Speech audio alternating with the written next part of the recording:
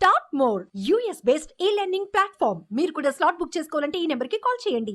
సుమన్ టీవీలో మీ personal and business promotions కోసం కింది నెంబర్ కి కాంటాక్ట్ చేయండి. నమస్కారం శశికాంత్ గారు. నమస్తే నాగరాజు గారు. సో లీగల్ టర్మినాలజీలో మాట్లాడుకొని కొంత అసలు ఏం జరుగుతుంది, ఏంటి, ఏ విధంగా ఉంటుంది అనేది ఒక కుటుంబానికి సంబంధించినటువంటి డిస్కషన్ అంటే ప్రతి ఒక్కరికి ఉంటుంది. వీళ్ళు ఏ విధంగా సపరేట్ అయ్యారు, ఏం జరిగింది, ఎలాంటిది జరిగింది అనేది ఎవరో కాదు, మన అంబానీ ఫ్యామిలీకి సంబంధించినటువంటిది. అంటే ఎందుకు ఇలా చెప్తున్నాను అంటే over a period of time family పెరిగే కొద్దీ పరిస్థితులు మారుతూ ఉంటాయి, పద్ధతులు మారుతూ ఉంటాయి, మనుషులు పెరుగుతూ ఉంటారు, వాతావరణం పెరుగుతూ ఉంటుంది. దానితో పాటు అభిప్రాయాలు, భేదాలు అవి కూడా వస్తూ ఉంటాయి. ప్రతి ఒక్కరూ ఒక్కొక్క లైఫ్ లెసన్స్ నేర్చుకోవడానికి అవకాశం ఉండే విధంగా, ఎందుకంటే మనం కొత్తగా పెద్దగా చూసేటువంటి ఫ్యామిలీ ఏదైనా ఉంది అంటే అక్కడి నుంచే చూస్తూ ఉంటాము. ఎలానంటే ఎందుకు ఒక్కొక్క స్ట్రక్చర్ వేలో ఎలా ఏ విధంగా విడిపోయారు ఏంటి అనేది ఒక్కసారి చూద్దామండి. అసలు ఏం జరిగింది అండ్ ఆ ఫ్యామిలీ నుంచి మనం నేర్చుకోవాల్సినటువంటి పాఠాలు ఏంటి?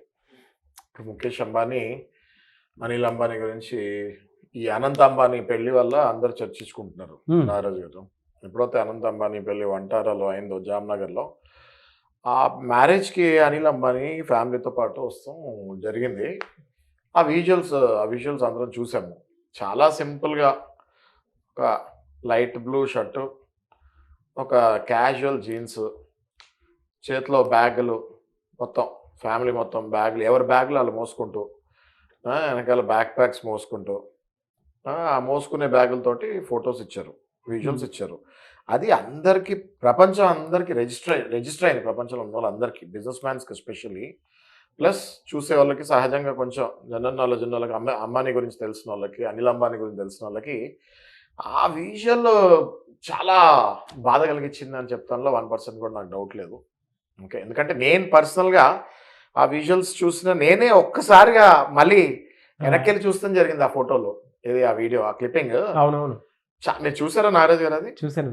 ఆ క్లిప్పింగ్ చాలా casual blue shirt, simple jeans, sandals, family మొత్తం అలాగే ఆ బ్యాగులు మోసుకుంటూ వచ్చారు వాళ్ళు, ఏదో తీర్థయాత్రలకు వెళ్ళినట్టు. Okay, so that has actually impacted my vision and I went back and I saw that picture for 10 to 15 times. Yeah. So ఏంటిది అని, ఎందుకంటే అనిల్ అంబానీ ఎలా ఉండేవాడో we know, everyone knows. Anil Ambani Mukesh Ambani కంటే మించిన బిజినెస్ చేసాడు. అవును, సో ఆ విజువల్ ఇంపాక్ట్ అయింది. సో ఇప్పుడు మనం బేసిక్గా వీళ్ళిద్దరిది ప్రయాణం గురించి డిస్కస్ చేసుకొని, ఫ్యామిలీలో చీలికలు ఎలా వచ్చాయి, ఆ తర్వాత వాళ్ళ జర్నీ ఎలా వెళ్ళింది ముందుకు చూస్తుంటే, ఇది ఒక మంచి సినిమా స్టోరీ కంటే ఇంట్రెస్టింగ్ స్టోరీ. ఇది డెఫినెట్గా ఇది సినిమా కూడా తీయచ్చు. ఓకే, నేనేమనుకుంటున్నా అంటే బేసిక్గా జనాలు ఇది చూసిన వాళ్ళు ఇప్పుడు మనం చెప్పబోయే విశ్లేషణ విని కమెంట్స్ ఖచ్చితంగా కింద పెట్టాలి. పెడితే ఆ కమెంట్స్ని చదివి మళ్ళీ వేరే వ్యూవర్స్ ఎవరైతే ఉన్నారో వాళ్ళకు కూడా కొంచెం నాలెడ్జ్ పెరుగుతుంది డెఫినెట్లీ. ఇప్పుడు ఏమైందంటే నాగరాజ్ గారు, వీళ్ళిద్దరు ధీరుభాయ్ అంబానీ గారు స్థాపించిన వ్యవస్థ రిలయన్స్. ఓకే, ధీరుభాయ్ అంబానీ గారు కాలాంతరం అయిన తర్వాత వీళ్ళిద్దరు ఎలా పంచుకోవాలా అని చాలా పెద్ద సమస్య వచ్చింది. అది ఎందుకంటే ఆయన వీల్ నెంబర్ రాయలేదు. అందుకే ఇప్పుడు మొన్న ముఖేష్ అంబానీ వీల్ నెంబర్ రాశారు. ఆ వీడియో కూడా మనం చేసాము, చాలా మంది చూస్తాం జరిగింది అది. ఓకే, 2 లక్షల మంది వరకు వ్యూస్ వచ్చారు. అవును అవును. సో అది మనం ఇద్దరం కలిసి చేసాం వీల్నామా మీద. చాలా మంది కూడా ఒక అవేర్నెస్ తెచ్చుకొని మాట్లాడుకుంటున్నారండి. ఓహో, అంత పెద్ద వాళ్ళకే అది తప్పట్లేదు అనుకున్నప్పుడు గ్రౌండ్ నుంచి చూసేటప్పుడు మన జీవితాలు కూడా ఒక క్లారిటీ ఉంటే బాగుంటుంది అని ప్రతి పేరెంట్, ప్రతి పిల్లవాడు దాని మీద అవగాహన తెచ్చుకొని పెళ్ళైన తర్వాత మేబీ మా ఫ్యూచర్ ఈ విధంగా ఉండొచ్చేమో అనేటువంటి సెన్స్ క్రియేట్ అయిందని చెప్పొచ్చు.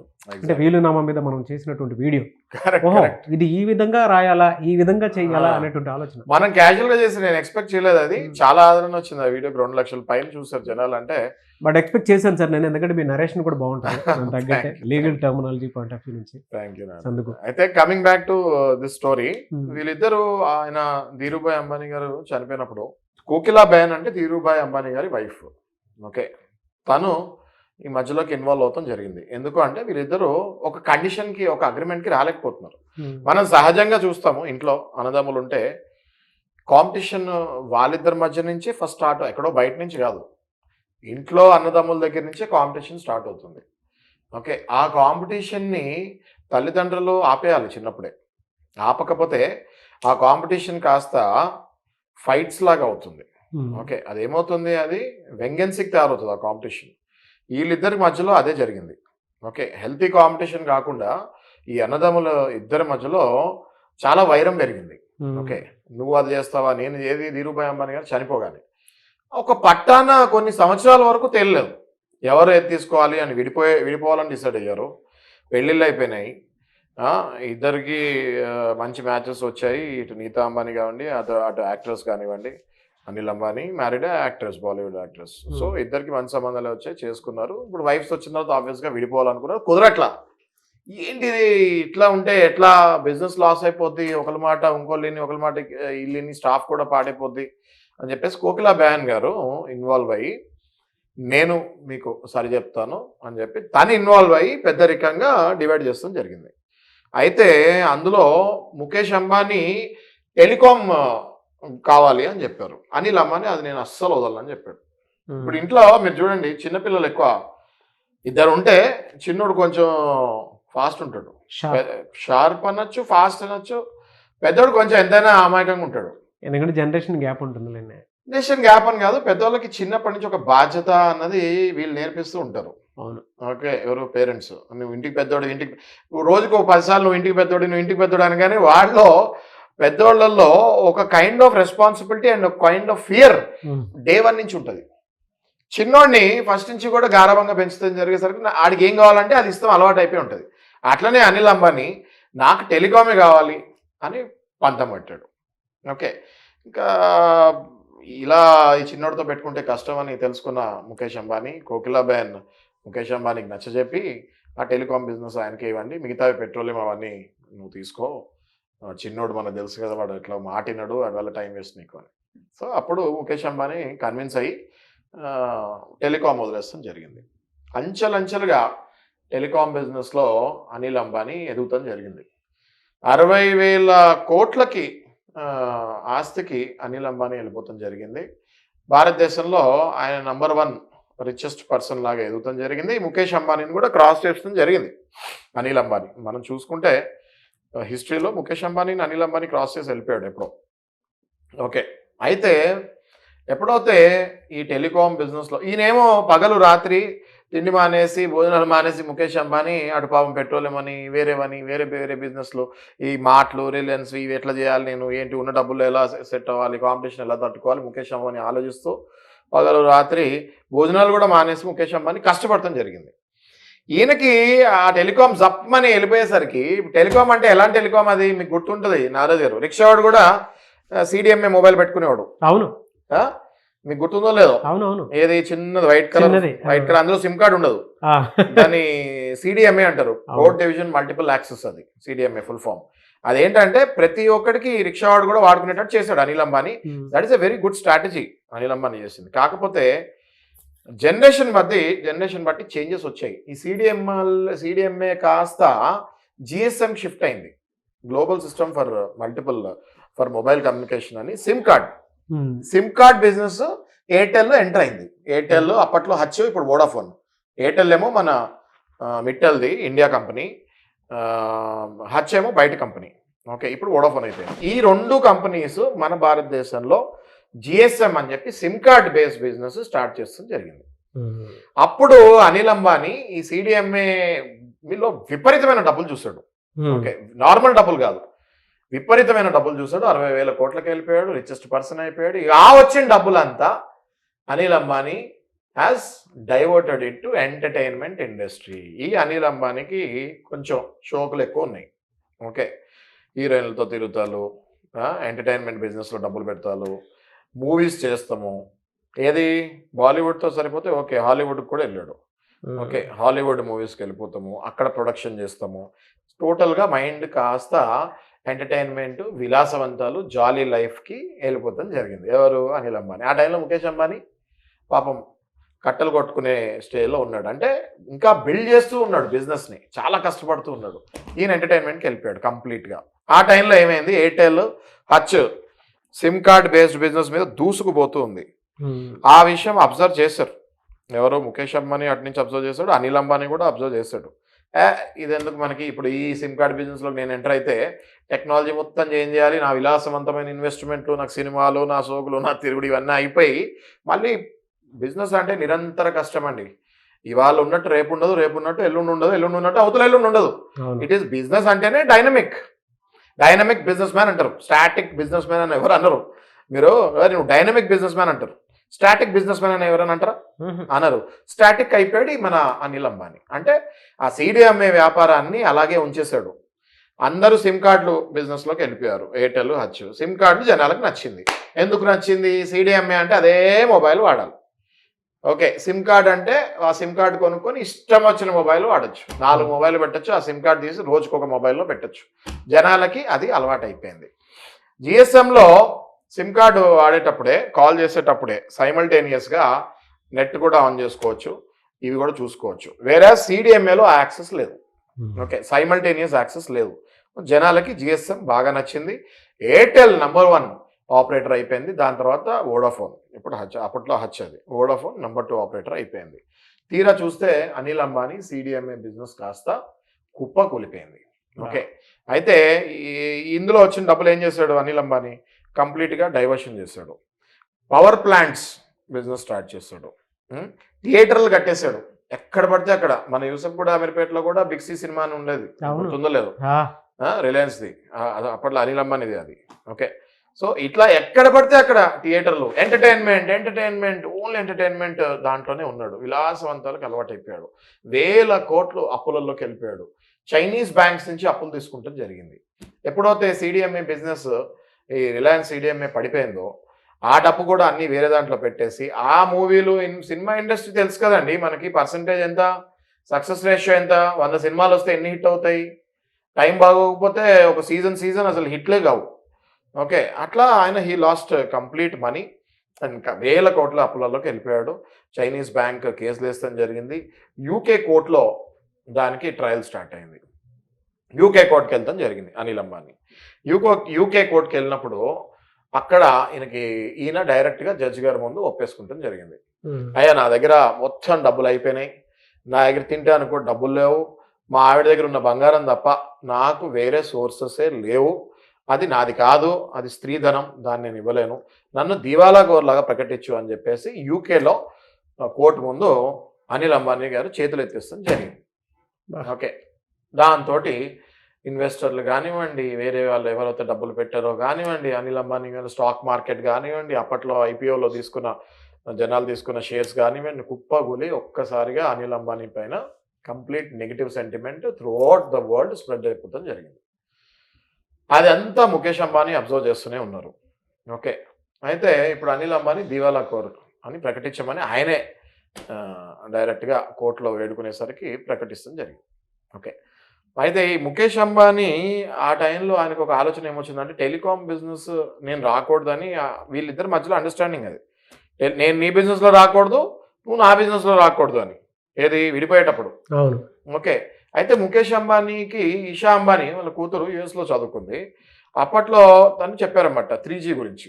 ఓకే, 3G చాలా బాగుందన్న, మనం అందులో ఇన్వెస్ట్ చేస్తే US లో 3G is doing very good. ఇప్పుడంటే 5G కూడా వచ్చింది మనకి, అప్పట్లో 3G is very good, is moving. ఇండియాలో కూడా మనం పెడితే చాలా రెస్పాన్స్ బాగుంటుందని ఆ ఐడియా, జియో ఐడియా ఇచ్చింది ఇషా అంబానీయే ముఖేష్ అంబానీకి. ఓకే, పిల్లలు అప్పటికి పెద్ద అయ్యారు, డెఫినెట్గా బిజినెస్ స్కూల్స్లో చదువుతారు, they know what will work అని. Okay, then Isha Ambani has advise this business to her father Mukesh Ambani. Mukesh Ambani garu దీని మీద జనరల్గా రీసెర్చ్ చేసి, Mukesh Ambani gives lot of importance to children and their new ideas because they belong to the new generation, and వాళ్ళు చదువుకునే schools కూడా అలా ఉంటాయి. సో ముఖేష్ అంబానీ గారు దాని మీద రీసెర్చ్ చేసి, అరే ఇదేదో బాగానే ఉంది కదా, ఎంటర్ అవుదాం మనం అయితే మొబైల్ ఇండస్ట్రీలోకి అని అనుకున్నారు. కానీ ఇక్కడ అగ్రిమెంట్ చేసుకున్నాడు కదా తమ్ముడితోటి, ఎంటర్ అవ్వకూడదు నేను అని, తమ్ముడితోటి పర్మిషన్ తీసుకోవాలి. దివాలా అని ఎత్తేసినా కూడా తమ్ముడు ముఖేష్ అంబానీ దగ్గర మాత్రం ఈ బిజినెస్ నేను నీకు ఇవ్వను, నేనే రివైవ్ చేసుకుంటాను, నేను మాత్రం టెలికాం నీకు ఇవ్వను అని చెప్తాం జరిగింది. ఓకే, అయితే ముఖేష్ అంబానీ ఎంత రిక్వెస్ట్ చేసినా కూడా ఆయన వినలేదు. అయితే ఒక ఆఫర్ ఇచ్చాడు అనిల్ అంబానీకి, ఏమని, నీకు CDMA బిజినెస్ చేసావు కదా, నీకు అనేక ప్లేసెస్లో నీ టవర్స్ ఉన్నాయి, ఆ టవర్స్ ఎట్లాగో GSMకి పనికిరావు, అంటే సిమ్ కార్డ్ బిజినెస్ GSM అంటే, ఓకే GSMకి పనికిరావు, అవన్నీ తీసి నేను కొత్త టవర్స్ అందులో పెట్టి జిఎస్ఎం కావాల్సిన పెట్టి ఎన్నో వేల కోట్లు ఖర్చు అవుతుంది, అవన్నీ నేనే తీసుకుంటా రెస్పాన్సిబిలిటీ. ఓకే, ఆ టవర్ మీద ప్రతి టవర్ల మీద నీకు మార్కెట్ రేట్ కంటే 10% ఎక్స్ట్రా డబ్బులు ఇస్తాం. నీకు కేబులింగ్ చేయాలి, త్రూఅవుట్ ఇండియా కేబులింగ్ చేయాలి. ఓకే, 15,000 నుంచి 20,000 కోట్లు ఖర్చు అవుతుంది. ఆ 20,000 కోట్లు కూడా నీకే కాంట్రాక్ట్ ఇస్తాను. నువ్వు ఎలాగో లాసెస్లో ఉన్నావు, ఇది చేసుకో. మనిద్దరం లాస్ అయిపోతున్నాము మార్కెట్లో, మనిద్దరం ముందుకు వెళ్ళలేకపోతున్నాము. ఎయిర్టెల్ వెళ్ళిపోతుంది, వోడాఫోన్ వెళ్ళిపోతుంది, ఇవన్నీ వెళ్ళిపోతున్నారు, బయట కంట్రీ నుంచి వచ్చిన వాళ్ళు వెళ్ళిపోతున్నారు. నీ వల్ల నేను కూడా లాస్ అయిపోతున్నాను, నువ్వు ముందుకు వెళ్ళలేకపోతున్నావు అని చెప్పి ప్రపోజల్ ఇస్తుంది జరిగింది. అయినా వద్దన్నాడు Anil Ambani. No no no, నేనే చేయాలి ఇది, నేను ఎలా చేస్తాను టెలికామ్కి అని. అనిల్ అంబానీ పొగరు ఎక్కువ అప్పట్లో. ఓకే, నేను ఎలా చేస్తాను, నేనే చేసుకుంటా ఈ బిజినెస్ అని చెప్పి ప్రపంచవ్యాప్తంగా ఉన్న ఇన్వెస్టర్లు అందరినీ కలుస్తాం జరిగింది. దానికి కావాల్సిన డబ్బు ఎంతో తెలుసా నాగరాజు గారు? 40,000 కోట్లు ఆ వ్యాపారానికి. ఎవరిస్తారు అనిల్ అంబానీ పరిస్థితికి అప్పుడు? దివాలా ఎత్తేసిన తర్వాత అట్లీస్ట్ పోనీ మంచితనంగా మొత్తం దివాలా ఎత్తేసినా కూడా మనిషి మంచితనంగా పొగరు లేకుండా ఉంటే ఛాన్సెస్ ఉండేవి. కానీ అనిల్ అంబానీ స్టైలే ఆరగన్ స్టైలు. ఓకే, ఎంటర్టైన్మెంట్, విలాసాలు. జనాలు ఎప్పుడు బిజినెస్ మ్యాన్ ఇన్వెస్ట్మెంట్ చేయాలి అంటే వాళ్ళ క్వాలిటీస్ చూస్తారు, వాడికి ఎలాంటి క్వాలిటీస్ ఉన్నాయన్నది అబ్జర్వ్ చేస్తారు. ఓకే, సో ఈ విలాసాలు ఇలాంటి క్వాలిటీస్ ఉన్నాయి కాబట్టి ఏ ఇన్వెస్టర్ ముందుకు రాలేదు. 40,000 కోట్లు కదా, 4,000 కోట్లు కూడా ఎవరు ఇస్తానికి ముందుకు రాలేదు.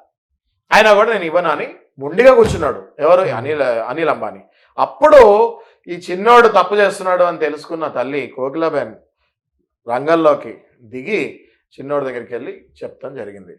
నాయన, నీ వల్ల నువ్వు ఎలాగో లాస్ అయిపోయావు, అన్న కూడా ఈ బిజినెస్లో వెళ్తే చాలా లాభాలు ఉంటాయి, మనం ఎంతో నష్టపోతున్నాం మనం ఈ ఇండస్ట్రీలో అని చెప్పేసి చెప్తాం జరిగింది. నువ్వు అట్లీస్ట్ నువ్వు చేయాల్సింది ఏంటి, అగ్రిమెంట్ ఒక్కటి ఒప్పుకుంటే ఆయన ఆ బిజినెస్ చేసుకుంటారు. ఆయన ఒక స్టేజ్కి వచ్చాడంటే డెఫినెట్గా నీకు సపోర్ట్ చేస్తాడు కదా అని చెప్పి కన్విన్స్ చేస్తే, ఇంకా దిక్కులు తోచని పరిస్థితిలో ఈగో ఎంత ఉన్నా కూడా తల్లి కాబట్టి తల్లి దగ్గర ఓకే అని చెప్పాడు. అప్పుడు ముఖేష్ అంబానీ అనిల్ అంబానీకి కొంచెం అప్పులు కూడా తీర్చడం జరిగింది. మనందరికీ తెలుసు, ఎన్నో కోర్టులో కేసులు ఉన్నాయి, జైల్లోకి వెళ్ళాల్సిన పరిస్థితి కూడా వస్తే ముఖేష్ అంబానీ గారు ఆదుకున్నారని మనం ఎన్నో రిపోర్ట్స్లో చూసాము. అప్పుడు ఒప్పుకున్న తర్వాత Mukesh Ambani has started the revolutionary Jio. Okay, and ఇవాళ మనందరికీ తెలుసు జియో ఏ స్టేజ్లో ఉంది, జియో ఎంత వేగంగా పరిగెడుతుంది అన్నది we all know. Okay, so ఇప్పుడు ఇదంతా మనము ఎందుకు డిస్కస్ చేసుకున్నామంటే నాగరాజ్ గారు, కేవలం మొన్న అనంత్ అంబానీ ఈ ప్రీ వెడ్డింగ్ సెరమనీకి అనిల్ అంబానీ వచ్చి ఆ పాపం దిగ్భ్రాంతి అయిన పొజిషన్లో వాళ్ళ ఫ్యామిలీ మెంబర్స్ని ఆయనని చూసిన తర్వాత అందరికి అనిల్ అంబానీ ఆయన ఒకడు ఉన్నాడు అని గుర్తొచ్చింది. అవును, గుర్తొచ్చి ఫ్లాష్ బ్యాక్ వెళ్ళారు అందరూ. అరే అనిల్ అంబానీ ఏంటి, అప్పట్లో అనిల్ అంబానీ ముఖేష్ అంబానీని ఇంట్లో పండుగలకు కూడా పిలిచేవాడు కాదని రూమరు. అవును, తెలుసా మీకు? ఏది అనిల్ అంబానీ చేసుకునే ఫంక్షన్స్కి అవును వీళ్ళని పిలిచేవాడు కూడా కాదని రూమర్ అప్పట్లో. ఓకే, సో అయినా కూడా అన్న ముఖేష్ అంబానీ శ్రీరామచంద్రులు అంటాడు కాబట్టి అన్నీ క్షమించి తమ్ముడిని మళ్ళీ ప్రతి దాంట్లో ఇన్వాల్వ్ చేస్తాము, బిజినెస్లో పడకుండా అంటే పడిపోయినా ఇంకా జైలుకి వెళ్లకుండా కాపాడుకుంటాము, ఇదంతా చేస్తారు. సో దీంట్లో నేను చెప్పాలనుకున్న నీతి ఏంటంటేనండి, నేను అబ్జర్వ్ చేసిన నీతి ఏంటి అంటే, అన్నదమ్ముల మధ్యలో కాంపిటీషన్ ఉండాలి, కానీ చాలా హెల్తీ కాంపిటీషన్ ఉండాలి. ఆ కాంపిటీషన్లో ఈగో టచ్ అవ్వకూడదు. ఒకసారి అన్న పరిగెత్తచ్చు, ఒకసారి తమ్ముడు పరిగెత్తచ్చు. తమ్ముడు పరిగెత్తినప్పుడు అన్న చాలా హ్యాపీగా ఉండాలి, అన్న పరిగెత్తినప్పుడు తమ్ముడు ఎంతో హ్యాపీగా ఉండాలి. అన్న పడిపోయినప్పుడు తమ్ముడు కాపాడాలి, తమ్ముడు పడిపోయినప్పుడు అన్న కాపాడాలి. అది అన్నదమ్ముల రిలేషన్ లాగా ఉండాలి. ఒక అన్న అంటే తండ్రి తర్వాత తండ్రిలా అంటాడు, తమ్ముడు అంటే కొడుకు తర్వాత కొడుకులు అంటాడు. అండ్ ఇంకొకటి ఏంటంటే, మీరు చెప్పిన దాంట్లో నాకు కాంపిటీషన్ ఎక్కడన్నా ఉంటుంది సార్. కాంపిటీషన్ కానీ కంపారిజన్ కానీ మనం వద్దన్నా అది ఇన్బిల్ట్, అది ప్రతి ఒక్కరిలోనూ. బట్ అందులో ఎంత రెస్పాన్సిబిలిటీ తోటి మనం యాడ్ అయి ఉన్నాము, మనకు ఎంత కన్సర్న్ ఉంది అని గుర్తు తెచ్చుకోవటం మాత్రం చాలా ఇంపార్టెంట్. అది ఏ బిజినెస్ అయినా సరే, ఏ రిలేషన్షిప్లో అయినా సరే, అది అటు బిజినెస్ పార్ట్నర్షిప్ అన్నదమ్ములు అయి ఉండాల్సినటువంటి అవసరం లేదు, ఇద్దరు ఫ్రెండ్స్ అయి ఉండాల్సినటువంటి అవసరం లేదు. బట్ ఆ రెస్పాన్సిబిలిటీ మాత్రం డెఫినెట్గా ఉండాలి. కాంపిటీషన్ అన్నప్పుడు మీరు ఇందాక చెప్పినట్టు పరిగెత్తాలి, అది అవసరం కూడాను. ఎందుకు అని అంటే పొటెన్షియల్ అలా తెలుస్తుంది. కరెక్ట్. ఇప్పుడు అంత పెద్ద ఫ్యామిలీలో అంత పెద్ద ఆరా క్రియేట్ చేసి ఒక లెగసీ మెయింటైన్ చేయాలి అనుకున్నప్పుడు డెఫినెట్గా సవాళ్ళే వస్తాయి. లేదు అని అంటే పండిత పుత్ర పరమసొంట అనేటువంటి ట్యాగ్ లైన్ లోకి ఇదే నాగరాజు గారు మళ్ళీ మొన్న అనంత్ అంబానీని కూడా ఎవరో అడిగారు క్వశ్చన్, మరి అనిల్ అంబానీ ముఖేష్ అంబానీ మధ్యలో ఇన్ని తగాదాలు వచ్చాయి కదా, మరి మీకు ఆకాష్కి ఈషాకి మధ్యలో కూడా మరి ఫ్యూచర్లో ఇలాంటివి మేము ఏమైనా చూస్తామా అని అడిగారు. అవును, అడిగితే అనంత్ అంబానీ చాలా చక్కటైన సమాధానం ఇచ్చాడు. మా అన్న రాముడు అయితే నేను లక్ష్మణులు అంటోడిని, ఓకే మా ఇద్దరిలో ఎప్పుడు ఎటువంటి డిస్టర్బెన్సెస్ రానివ్వము మేము అన్నట్టుగా సమాధానం ఇచ్చాడు. అనంత్ అంబానీ కొన్ని పెళ్ళి అనేటప్పుడు కొన్ని ఇంటర్వ్యూస్ కూడా నేను చూస్తాం జరిగింది. చాలా మెచ్యూర్డ్గా మాట్లాడుతున్నాడు అబ్బాయి. మేబీ హెల్త్ క్రైసిస్ చిన్నప్పటి నుంచి చూస్తూ వచ్చాడు. లాస్ట్ టైం కూడా డైలాగ్ చెప్పాడు కదా, my life has not always been a bed of roses, I have faced pain of thorns అని. అంటే ఓన్లీ ఎప్పుడు పూల గుత్తులో లేని నేను ముళ్ళ నొప్పి కూడా నాకు తెలుసు అని చెప్పాడు. ఆ హెల్త్ క్రైసిస్ వల్ల అనంత్ అంబానీ చాలా నేర్చుకున్నాడో ఏమో నాకు తెలియదు, కానీ ఆయన చెప్పే మాటలు చాలా బాగున్నాయి. ఎనీవేస్ అంటే ఈ ఒక్క విషయం దగ్గర నుంచి నేర్చుకోవాల్సిన పాఠాలు అయితే చాలా ఉన్నాయి. ఆ రిలేషన్షిప్లో తల్లి ఉంది కాబట్టి సరి చేసింది ఆ టైంలో.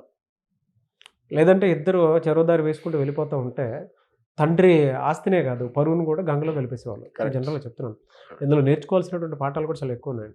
అండ్ బిజినెస్ లీడ్ చేసేటప్పుడు మనకు ఉంది కదా అని చెప్పేసి అహంకారం చూపించి ఎక్కడ పడితే అక్కడ ఇన్వెస్ట్ చేసేసి ఇల్లు ఒళ్ళు తెలియకుండా వెళ్ళిపోతూ ఉన్నా కూడా దేనికి పనికి రాకుండా పోతాం అనే దానికి కూడా బెస్ట్ ఎగ్జాంపుల్. ఆ రోజు పెళ్లిలో అందరూ పెద్ద పెద్ద స్టార్స్ సెలబ్రిటీస్ అందరూ వచ్చేసి ఒక రేంజ్లో వాళ్ళని వాళ్ళు ఎగ్జిబిట్ చేసుకుంటూ ఉంటే, ఈవెన్ మన తెలుగు స్టార్స్ కూడా వెళ్తుంటే వాళ్ళ ఫోటోలు కూడా మన మీడియాలో చక్కగా చూపించేస్తున్నారు. కరెక్ట్. బట్ అక్కడ అనిల్ అంబానీ గారిది ఒక్క ఆ వీడియో ఫుటేజ్ రాగానే అందరికీ స్టన్, అరే ఈయన కూడా ఉన్నారు కదా అని చూడండి. కరెక్ట్. సో ఆ స్టేట్ ఆఫ్ మైండ్లోకి వాళ్ళు వెళ్ళేంత స్థాయికి వెళ్ళింది అని అంటే ఇందులో మనం నేర్చుకోవాల్సినటువంటి పాఠాలు కూడా చాలా ఉన్నాయి. అవునండి. రెస్పాన్సిబిలిటీతో కూడుకున్నటువంటి రిలేషన్షిప్, బిజినెస్ అండ్ దాంతోపాటు కన్సర్న్ ఎప్పుడైతే ఫ్యామిలీలో డెవలప్ అయి ఉంటుందో అప్పుడు మాత్రమే సక్సెస్ ఎక్కువ మంది చూడాలి. బిజినెస్ అన్నది ఒక తపస్సు లాంటిదండి. అందులో చెడు అలవాట్లకి లేదు, ఛాన్స్ లేదు. ఇప్పుడు మనం చూస్తే విజయ్ మాల్యా చూడండి, ఆయన విలాసాలకి లోన్ అయ్యాడు. ఏమయ్యాడు లాస్ట్లో? కింగ్ ఆఫ్ గుడ్ టైమ్స్ అన్నారు. ఏమయ్యాడు లాస్ట్లో? పతనానికి వెళ్ళిపోయాడు. సో బిజినెస్ అనేది ఒక తపస్సు లాంటిది. ఎంతో ఏకాగ్రత, బ్యాడ్ హ్యాబిట్స్ లేకుండా ఎంతో శ్రద్ధ. వస్తాయి మనుషులు అన్నాక మధ్య మధ్యలో మనం డిస్టర్బ్ చేస్తానికి చాలా వస్తూ ఉంటాయి. బట్ మనం దృఢ నిశ్చయంతో ముందుకెళ్తే తప్ప బిజినెస్ సక్సెస్ కాలేము. ఎస్.